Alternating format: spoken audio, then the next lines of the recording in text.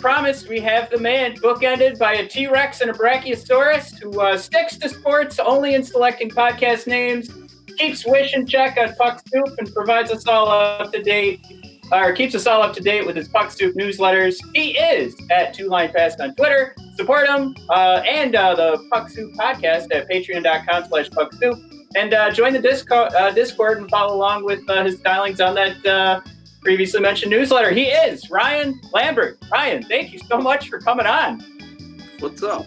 I did take a look at and wrote extensively. This is one of my favorite articles I've written, was about brand loyalty in sports and especially in pro wrestling, and how like that investment in time turns us into these monsters, and it comes back into sports because like I mentioned before, people like being ridiculous on Twitter and coming back with these insane retorts or these notions of what you should be thinking in regards to their favorite team. All comes back to all this investment in time and how we build up these false truths, which, oh boy, talking false truths, isn't that relevant in today's society? But anyway, it all comes back to like you need to keep just proving to yourself that you haven't wasted your time. And I think that's where that article came from, because I'm speaking to you now saying, like, if I never watched another minute of pro wrestling, I'd be okay. You'd find other things to be obsessed with. Exactly. Yeah, now I got to be obsessed with Keith Petruzzelli here of Quinnipiac University. Apologies to Quinnipiac if I didn't get that right, but there's so many I's in there. You were so close. So close. Quinnipiac. Yeah. All right. See, it looked like I could run through it fast enough and get away with it. 6'5", 185 pounds for me. And I think we all saw, we've just been chatting Elmer Soderblom even before the World Juniors started. I don't know how much you saw that, but the argument we make on our show is you can't teach 6'8". So yeah, give him a shot. But same thing with Keith. I mean, 6'5", he's got to get some beef on those bones, but that's something to be excited about just from the size. But what I was hoping to talk to you about is what you see. Like, we could talk the stats. I have listed here that he's something from a prospect perspective, like you couldn't ask for more. The year after year increase in save percentage, 892 to 904 to 920 to this year being 931. Like you hope to see these kids improve. And what other argument could you make than that save percentage? But you're actually watching these games, so I wanted to get your opinion on him. Yeah, so I haven't seen him play. I think he's played like 2 games this season. So like I wouldn't put a ton of stock in that 930 yet. Like, you know, they're with COVID and everything. They play in a conference called the ECAC. The ECAC includes all the Ivy League schools and then a few in upstate New York and Connecticut. And that might be it. Yeah, but all the Ivy League schools said, we're not playing hockey this year. RPI and Union, which are both in upstate New York in the ECAC, they said, we're not playing this year. So this 12-team conference very quickly dropped to 4 teams. And so, Quinnipiac's just going to play the same 3 teams, I guess, 15 times each this season. I don't know how they're going to do it. But they're just getting their season started in the last, week or 2. I want to say. Oh, gotcha. So, yeah, college hockey's been a huge mess this year. There's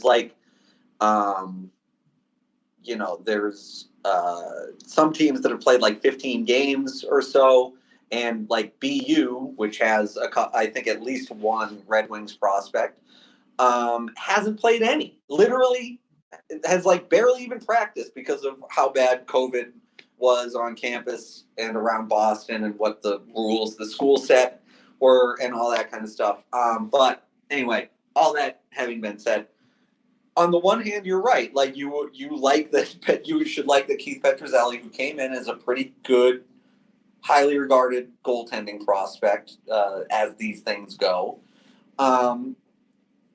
First 2 years, not very good. 890, terrible anywhere you're playing. Right. Not. I mean, he fit right in whatever. with Detroit. Yeah, that's true. Upgrade from Jimmy Howard. Yeah, bring in that 892. Yeah, 905. Like that's a little bit less than average in college hockey. I think it's usually like 907 to 910 nationally speaking, and then it can vary a little bit within conferences. Like Hockey East always has like the highest save percentage in the country, and the NCHC is next, and then the ECAC usually, and whatever.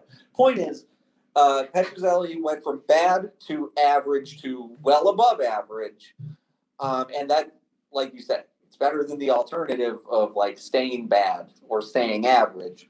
But right, what I would caution against is, these are guys who I don't know off the top of my head how old he is. I'm going to say he's probably like 21, 22 years old at this point, right? 21. Yeah. So when you are that age, you should be better than, now granted, like college hockey, you can be anywhere from 17 to 25. It's a really weird, like broad age group. But he's right around the middle of that age group, and probably, the 25-year-olds and even like guys who are even 24 are pretty rare. So he's like on the upper end of how old college hockey players are, I would say. Or at least close to it. And if you're talking about a guy who's like a real legitimate, like this guy is a future NHL kind of a goalie, this is hardly a blanket statement for sure, but generally you would want him to at least be good his entire career, and let alone great, Like for example, Jimmy Howard, right? Like he came into Maine. Ben Bishop is another one guy, came in and just like right away, bam, okay, this guy's incredible. Jonathan Quick is another one. Connor Hellebuck.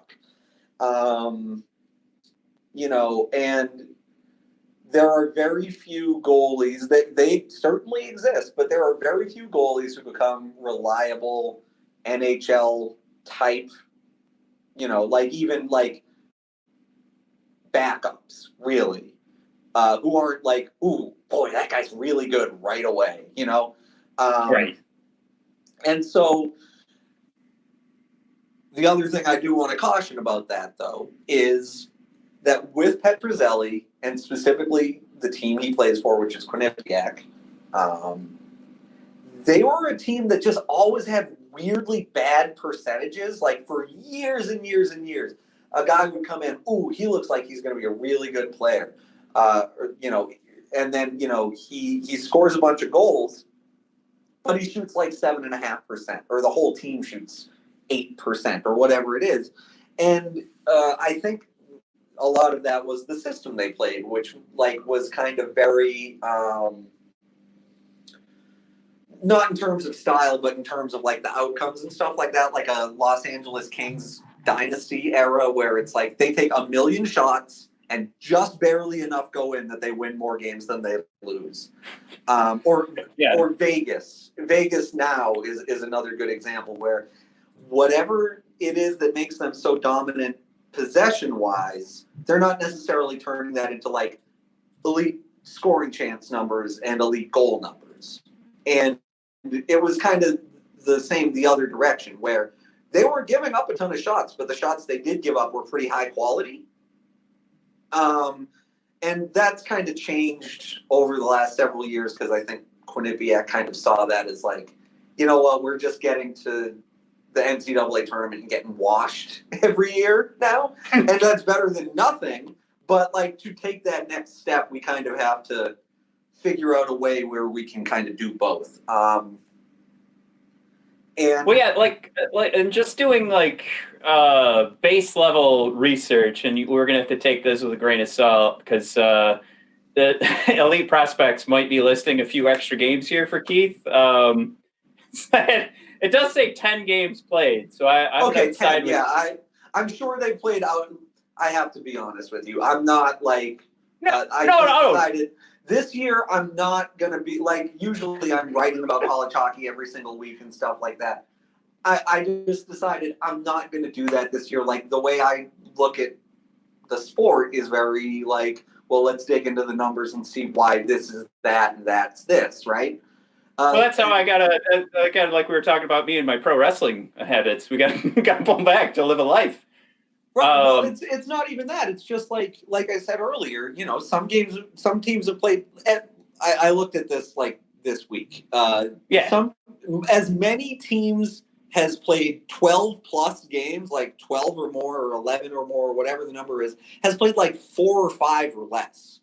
Like the same number. It's like 15 in either direction, and it's like, yeah, gotcha. I don't know how to compare those two teams to one another. You know what I mean? Well, like. No, 100%. I mean, I wasn't calling you out there or anything. I wanted to say, there. To your point of Petruzzelli and his numbers, they have 2 other goalies on staff. Evan Fear, with one of the best names probably in college hockey, and Josh Mayanya. I'm going to throw that out there and cross my finger. Yeah. They're both posting 1,000 save percentage collectively in 4 games. I'm sure they've come in and mop up duty a couple of times or whatever, you know, just to get them some ice time. But yeah, so, you know, it's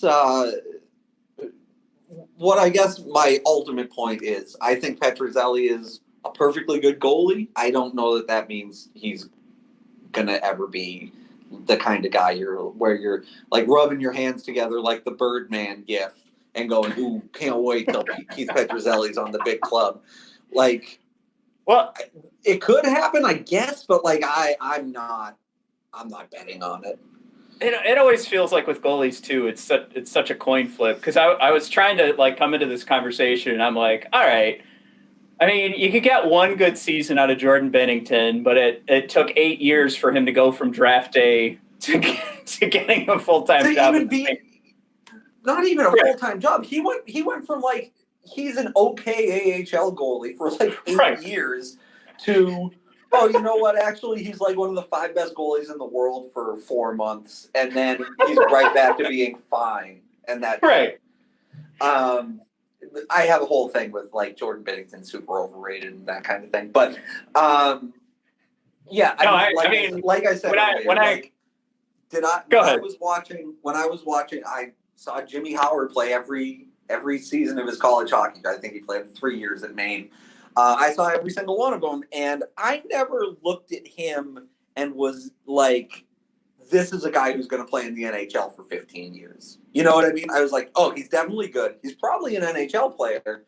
Is he a guy who's going to be a starter for one of the best teams in the NHL over the bulk of his career? I wouldn't have said that. But then again, hey, Red Wings, Chris Osgood, right? You don't necessarily have to be the best goalie in the world. You know, there were all the Red Wings fans hoping we were going to get Askarov in this past draft, and it's like, no, don't just cross your fingers, man. Roll the dice, get the Lucas Raymond, and then hope everything else just kind of works out. Yeah, I mean, again, you know, the number of how many goalies did I just talk about that, you know, turned into legitimate NHL players out of college hockey?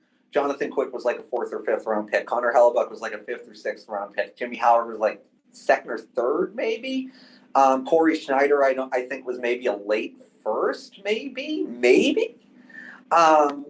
You know, so yeah, like, you know, for every Ben Bishop was certainly a later pick. But for every guy like a Tuukka Rask, where it's like, oh yeah, he went whatever, he went 20th overall. For every guy like that, there's like 4 goalies in the NHL who were 4th round picks. So And a lot of this comes from, I think it was Corey Pronman recently wrote, man, the Red Wings could not have more goaltender prospects, and they could not be lower on the list of strong candidates for an NHL job. So all of this comes from, you know, is there any hope in that regard? But I'll be honest, you did a wonderful job actually answering that question before I even asked it.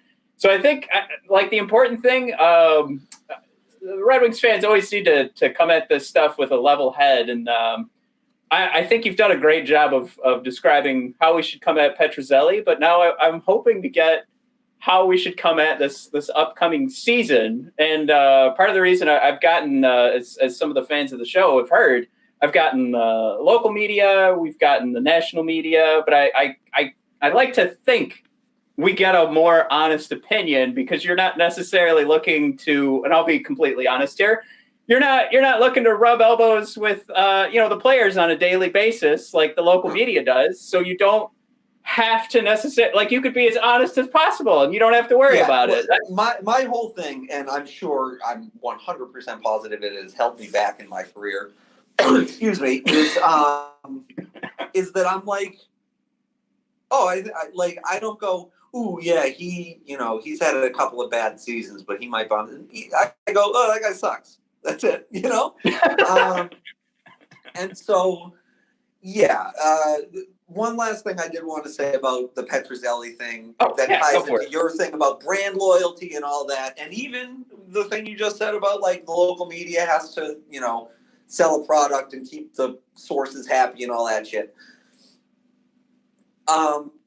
Everybody in every sport ever that is a fan of a team more than the sport, first and foremost, right? Right.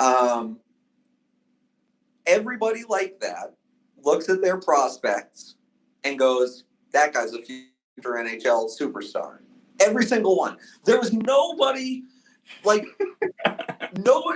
certainly nobody gets drafted, like, in the first round or whatever, and people are going, that's a future bottom six forward, right? Nobody ever says that. But that happens all the time, right? And so... that guy's the next Terry Ryan. Sorry, he's got a show on the Hockey Podcast Network. So that's me. But you know what I mean, though, is like, everybody that gets, and then perfect example is Detroit, because, well, look, we got Pavel Datsyuk in the 7th round, or he might have been the 6th, and Zetterberg was the 7th. But you get the point. It's like, right, but, like, if they knew that Pavel Datsyuk was Pavel Datsyuk, they would have taken him first overall. Absolutely. Like, you are just, especially once you get out of, like, the first 2 rounds, you are just closing your eyes and throwing a dart at the dartboard. You're not lining anything up. You can identify guys who maybe have this or that going for them, but, like, as a general rule, everybody in baseball, hockey, I don't know, basketball to a lesser extent, football, I don't know anything about, but you need to dial back your expectations for your prospects, because you're just going to get pissed off at them when they don't live up to the unreasonable, like, projections you've built up in your head. And that's true also for the Red Wings as a whole, or, any team that's improved. Okay. The Red Wings improved this summer. Absolutely. No question about it. Right? Right. But they were, when you're below the basement. It's not even that. They were the, like, one of the historically worst teams in modern hockey. So the baseline you're going from is, well, we were, like, giving up 4.5 goals a game or whatever the number was, and now we might score 2.5 because we went out and got a bunch of, like, 31-year-olds that Steve Yzerman is 100% going to flip for assets at the deadline. And then, there's already the trade rumors of Mark Stahl being moved too. Right. Yeah, and I mean, who wants Mark Stahl? But it's 100% a situation where it's like, you absolutely improved. The Ottawa Senators 100% improved this offseason. Those are the 2 worst teams in the league last year. Right. So what good does it do you? Like, if it make what did Detroit finish with points wise last year? Like 40, something like that. Right? Yeah, 17 wins. Yeah. Right. So, okay, how many extra wins do you think getting a bunch of guys for like $1.5 million buys you? Right. I even think if we took it from, like, an analytics perspective, even, like, Don Luszczyszyn and his models was like 5 extra wins. So you're still dead last. Right. No, that's exactly right. The one thing I would say about that, though, as a word of caution, and to circle back to goaltending, is I mean, goaltending last year was like sub AHL level, but in the NHL, right? Like 880 for Howard, whatever it was, like unbelievably from the bad. we did make the argument from the shots that Bernier faced, he was like a top 10 goalie. And I know that's just me. That's me going too deep. What do you mean by that? So, expected in regards goals to like, again? Yeah, if you look at from like how expected goals is calculated, and you see the shots that Bernier had to face compared to other goaltenders, and the fact that he still came in with like a 9-10 save percentage by the end of the year. Okay, yes. So but what I'm like Jimmy Howard was just such dog shit. It didn't matter. Yes. Right. But what I'm saying is, so they went out and who did they get? They stuck with Bernier, right? Right. Who are the goalies in Detroit now? It's Bernier and now we've got Grice coming in. Right. And I think Grice is good. Like I don't know that I'm like, this isn't going to turn your season around or anything, but like the extent to which goaltending makes or breaks a team's success, like it's very, very rare that like a team with 900 goaltending does anything. This is hilarious because I have this queued up that one of my questions to you was, how high of a save percentage do Grice and Bernier need to come up with for us to be a playoff team this year? 940. Oh, Jesus. All right. That's exactly what I wanted to hear. Sit down and crunch the numbers, but like the answer is too high for you to be reasonably expecting it. And that's, that's fine. You're a rebuilding team. Who gives a shit? Lose every game. That's the point. Yeah. Right? If you're rebuilding, no, that's not true. Don't be horrible. Be as bad as you can be to lose every game, but have the guys who you want to trade look good. That's it. That's the goal of a losing team. You came up with listening to Puck Soup. I don't know if you do want to take credit for this, but you gave me the phrase passively tanking. So I've been using that ever since. Do you still look at this as passively tanking? Oh, no, they are actively. So when I say passively tanking is, we actually think we're this close to being good. If one or two things breaks our way, we're going to do it. Like, we're going to be in good shape to, the classic example is toward the end of Jerome McGinley's career in Calgary, they were finishing every year like 4 or 5 points out of the playoffs.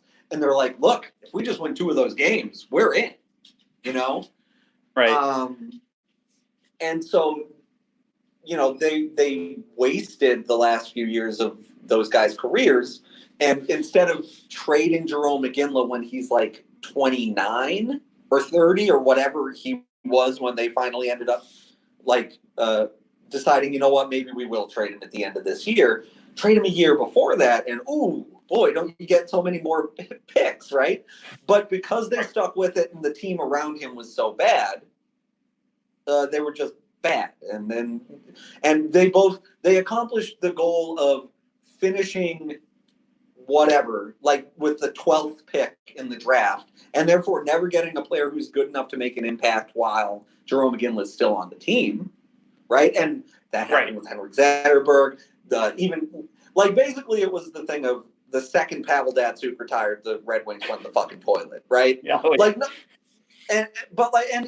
they even started trending down when Lidstrom retired.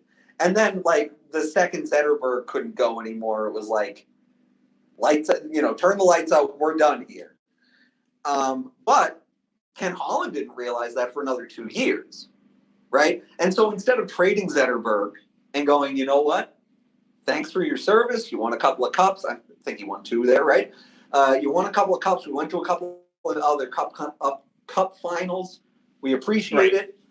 But we got to move your ass for a first-round pick and an A prospect because you're 34 and you will never be more valuable than you are now, and we're not just making the playoffs should not be an organizational goal. Just make more than half the teams in the league make the playoffs. So you are absolutely speaking blasphemy right now to Red Wings fans. Well, so Great. I don't know. I see. This is a very, very old school thing. Like hockey, like old school hockey. Like when I first started, like first 3-4 years I was writing for Yahoo, I was like, boy, the wheels are going to fall off this Red Wings team any minute now. You know what I mean? because I'm like, everybody's 30 plus, everybody's signed for too long, for too many dollars. And, you know, it took longer than I expected because, frankly, Pavel Datsyuk held up better than I expected that most players do. And so, like, Red Wings fans circle, like, 2012, 13, hated my fucking guts. Because I was like, Justin Applicator sucks. What are we talking about? Right. And, how does he fetch that? And you know, if you say a team, like if you say a team's not going to be good for long enough, eventually they're not going to be that good anymore, right? Well, it's the problem of like there's too much marketing, I think, in the top from the top of any NHL franchise. There's too much of this, like when the Red Wings were selling tickets at the end of the season, be a part of the chase for 25 straight years of playoffs. And I've always like thought, like, I don't want to go to the playoffs and get my ass kicked. What the like? What the fuck were we doing? I agree with you. Like, I think, my philosophy is the top 8 teams in the league, give or take, any given year, can win the Stanley Cup because it's kind of just randomized after a certain point, you know? And the bottom 8 teams are really, really, really bad, generally speaking. And but that leaves you with like 15 teams in the middle where it's like, you know what? We were 2 wins or losses away from either making or not making the playoffs. Like total coin flip shit. This guy had the flu one night, kind of a thing that it adds up over the course of 82 games. And I am kind of like if you're not in that top 8, you should be in that bottom 8 because that's how you get really good players for free. Yeah, we were forced to pivot our message to being a little bit happier last season. As last season being our first run through, we realized, we're not getting listeners because nobody wants to hear us say, "Hey, let's lose every game so we can have a good draft pick." And look, like the thing is, it's so antithetical to what sport should be. You know what I mean? Like, sports. Like, because you should try to win every game is what. But, like, if you're the GM of a team with a roster as bad as the Red Wings was the last 3 or 4 years, it's kind of like you are in a situation where you're just kind of, like, playing it for your own sake and you're not, like, actually a steward for the team. Like, Ken Holland could have pulled the shoot on the streak at 23 years or 22 or whatever. You know, I don't know. Yeah, it's still respectable. It's more than respectable. That's incredible. With that having been said, right? Like, but he was like, well, fuck it. Because the second we miss the playoffs, I'm getting fired. And I don't want to get fired. I make like $4 million. They can't fire a guy with 25 straight years of playoffs. But even that, like, it's just if I keep making the playoffs, that's the streak still alive, and we love Henrik Zetterberg, and he's the last link to, hey, remember, he used to play with Nicholas Lidstrom, and Nicholas Lidstrom, he used to play with, like, Steve Yzerman and Fedorov and all those guys. You remember them? They were great. And you're like, yeah. No, those guys are cool. And, like, you know, you're trying to sell tickets. And the idea is that people don't go to see losing teams. But, you know, you could be the Buffalo Sabres. Remember when the Sabres lost to the Coyotes in the shootout and their fans cheered because it was like, we're the 2 tanking teams in the league this year. We really want either Connor McDavid or Jack Eichel, and we're guaranteed to get one of them if we finish last. And it's like, you know, like, let me put it this way. How many Eichel jerseys and tickets to Sabres games have they sold to make up for the lost revenue from when the team was terrible? by now. How many? I think they're probably broken even on that, honestly, because that's how many jerseys and tickets and pretzels and fucking whatever, all the shit that you can buy at a hockey game. That's how many of those things a Jack Eichel is worth. And the way the lottery's set up now, obviously, it's iffier than that. Like you can finish dead last and not get the first pick or really the second pick.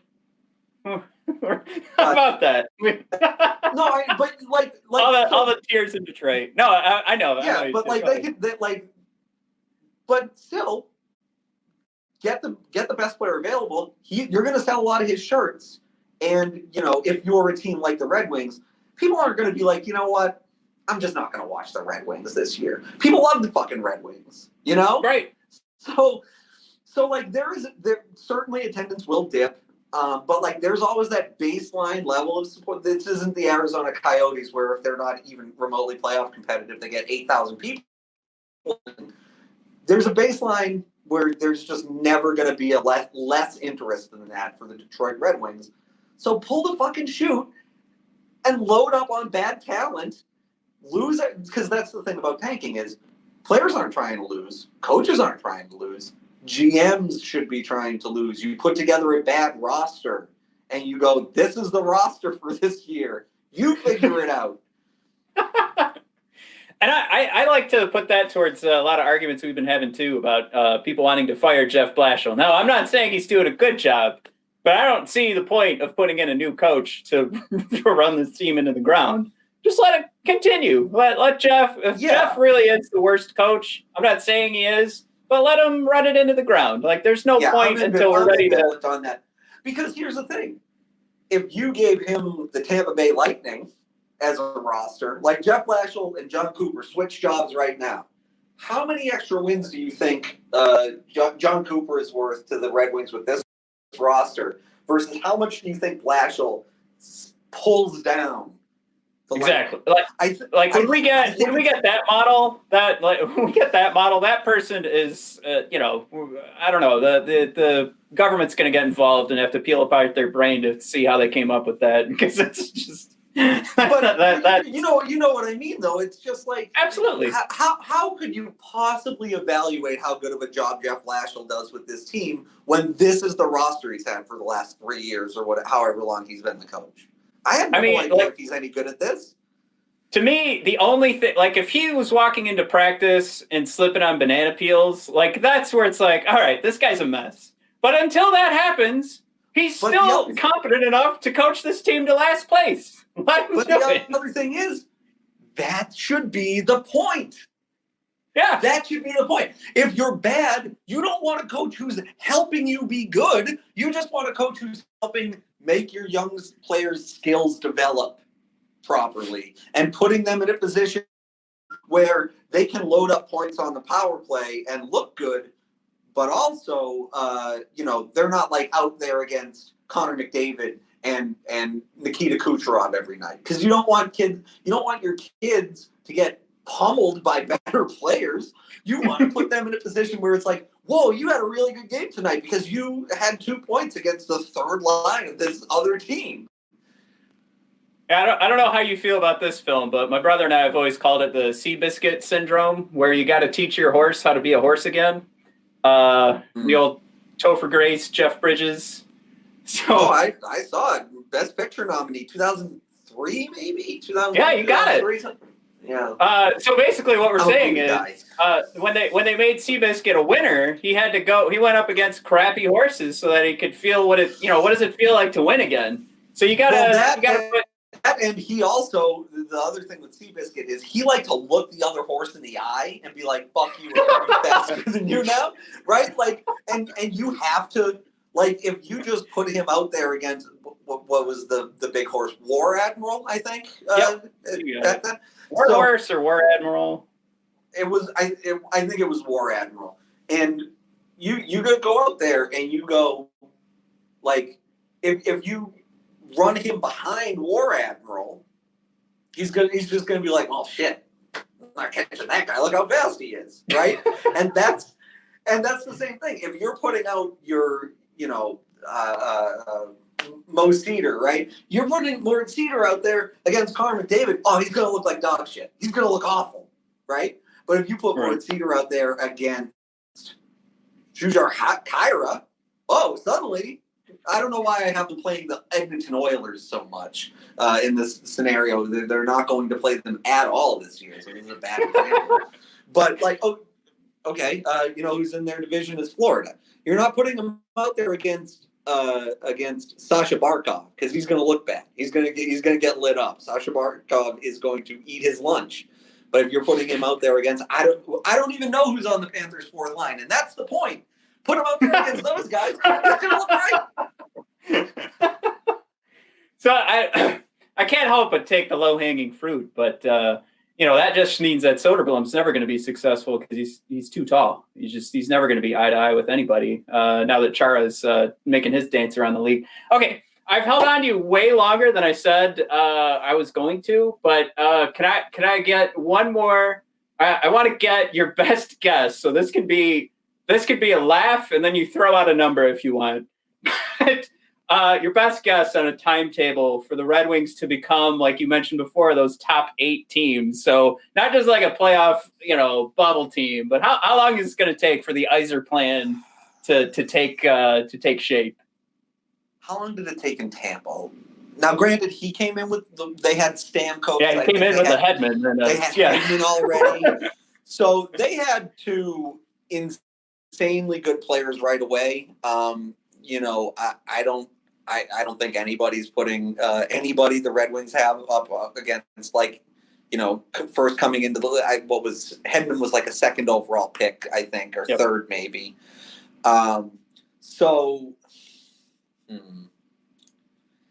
You need at least 2 of those guys to even start really being able to have that kind of conversation. It's very, very, and you don't necessarily have to get them in the first round. I'm not saying, you have to pick first overall, but that's get lucky with the coach in the second. Right. Well, Patrice Bergeron was a second round pick and right. You can go down the list. There's plenty of guys who are all-stars who were like third rounders or whatever. But generally speaking, you need 2 game-breaking talents, one of whom is definitely a center, preferably the other would be a defenseman. Again, we're talking about a Jonathan Taves, a Duncan Keith, and a Patrick Kane. Once they had those 3 guys in Chicago, for example, and that's another team that was just kind of scraping along, finishing 14th in the league or whatever for years and years and years. And they got 3 really good players in the draft. And then within 3 years, they were I think they won a cup once they were all together. So I'm going to say 3 years to get those kinds of players or to get enough lottery tickets that you might be able to gin up those kinds of players. And then 2 to 3 years after that, 5 to 6 years. Whew. Oh boy. All right. Strap in, Wings fans. It happened, it happened with the Penguins, happened with the Lightning, happened with the Capitals. Go down the list of great teams of the era. The San Jose Sharks are another perfect example. Go down the list of the great teams of the era. You need them. You need 5 or 6 years for everything to kind of come together. It's just how it is. Yeah, it's the same. When the Red Wings started lighting everybody on fire in the 90s, it was an 11-year build. So that the fall of the Soviet Union kind of helped hasten that rebuild. You're with all of this having been said, 5 or 6 years from now, don't come to me if it sometimes it doesn't. Hey, come on, Ryan. Teams tank all the time. Look how bad the Arizona Coyotes were for a million years. They've never turned in anything, Right. And it doesn't. That's just how it goes sometimes. The Edmonton Oilers are another good example, right? Even now they have the best player or the most talented player in the world, certainly, and the guy who just won the MVP, and people are like, oh, they might be a playoff team next year. Right. It doesn't always work out. I think part of the thing with Wings fans and going back to marketing, what a genius. I mean, like as if it wasn't going to happen, but bringing Steve Yzerman in as GM gives you like 3 or 4 years, I think, to suck without a single complaint from the fan base. I agree. Totally. But I think that's what, like, we're saying Yzerman came in. Now, he's been very mum on any sort of timetable. That's one of our first jokes in the show. Why would he say that? Why would he be like, you know what, give me 4 years? Because then 4 years comes and the team still sucks. And he's like, uh-oh, everybody's mad at me. The NHL Draft 2019, I think it was Catherine Tappan, is so what do you see as a timetable? And there was no answer. Just maybe we'll get there. The longest 12 seconds. You'll know. That's the answer. When I get to where I need us to be, you won't have to ask me, is this it? You'll know it's it. Because we'll be winning a shitload of games. We'll be a 100-point team every year. And, again, that might not happen. It literally just sometimes it doesn't work out when a team tanks. But I think Yzerman is smart enough that he's taking the right approach where it's like, well, why don't we just get every draft pick we possibly can? Like, for real. And he's got the strategy. Like, if there's anything he's been consistent with is that people ask him about free agents. They ask him about what's going on, outside of the Red Wings organization. And he says, no, we're just focused on what we can bring in through the draft. That's priority one. And then we'll figure out free agents whenever that makes sense. That's down the line. Not that he didn't bring in free agents this year, but he's not, I'm pretty sure we're not going to go after Dustin. He's saying, we're not going to try to get Taylor Hall. What would be the point? Right. And again, you have proof of concept. He took the Lightning from, they have a few good players, to they are world beaters. They are a juggernaut. And it took him a couple of kicks at the can, but they finally won the cup. Because you know what? It's really fucking hard to win the cup. You can be one of the top 8 teams, but there's 7 other teams in that top 8 that are probably have roughly as good of a chance as you do, between 1-7 and 1-4. So, you know what? If you go to the Stanley Cup Final 4 times, you have a 1-4 chance of winning. Odds are you're only going to win once, and they won once now, and it was after Yzerman. But he pretty much built that entire team. And anytime anybody says to him, hey, the Red Wings, and I'll leave you with this. Hey, they come to you and you're like, hey, the Red Wings, I don't know how this rebuild's going. I don't know how I feel about it. He just goes, look at how good that other team I built was. That was the first time I was a GM. Right. And I did that. Pretty much from scratch. I had 3 players who I wanted to keep, and the rest of them I got rid of over the course of 5 years. And then they won a Stanley Cup after going to 2 other Stanley Cup finals. I don't know what else I need to do to prove to you that I, Steve Yzerman, know what I'm doing. And you're just Lord and Savior. Like, but do you remember when Nicholas Lidstrom was like, yeah, I know Nicholas Lidstrom. That's it. He's my man. Friend. I've been to his house many times. You just saw him on TV. So I put a forward in his book. Don't come to me and say, Steve, what's going on? I have it under control. Just assume that. That's it.